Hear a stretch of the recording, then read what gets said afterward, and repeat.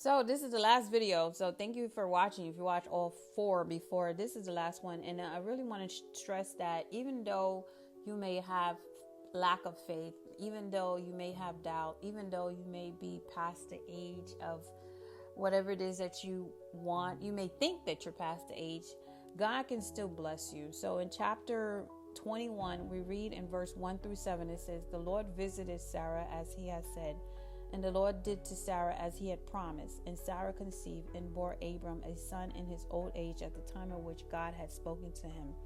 Abram called the name of his son who was born to him, whom Sarah bore Isaac. And Abram circumcised his son Isaac when he was 8 days old, as God had commanded him. And Abram was 100 years old when his son Isaac was born to him. And Sarah said, God has made laughter for me, and everyone who hears will laugh over me. And she said, who would have said to Abraham that Sarah would suckle children? Yet I have borne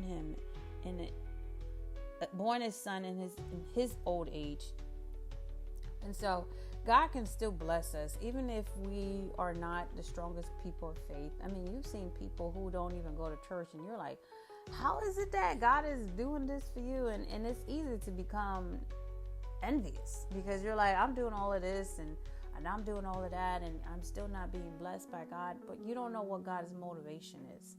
You know, you never know why God allows certain people to experience what they experience and while others don't experience. You know, I'm sure if you're a single mother, you might see how someone else who probably doesn't even appreciate her husband, you know, you're like, why is she so rude to this man and mistreating him? And here you are raising a child by yourself. Or maybe you see someone who has a good job and they just don't even care, they don't even show up, and you're just like, why is it that, you know, they get this and I don't get that? And the truth is, the less you focus on other people, the easier it is you'll see what God is doing in your life. Like, there's a lesson for each and every one of us, whatever season we're in, whatever experience we have, God has a purpose for us to learn.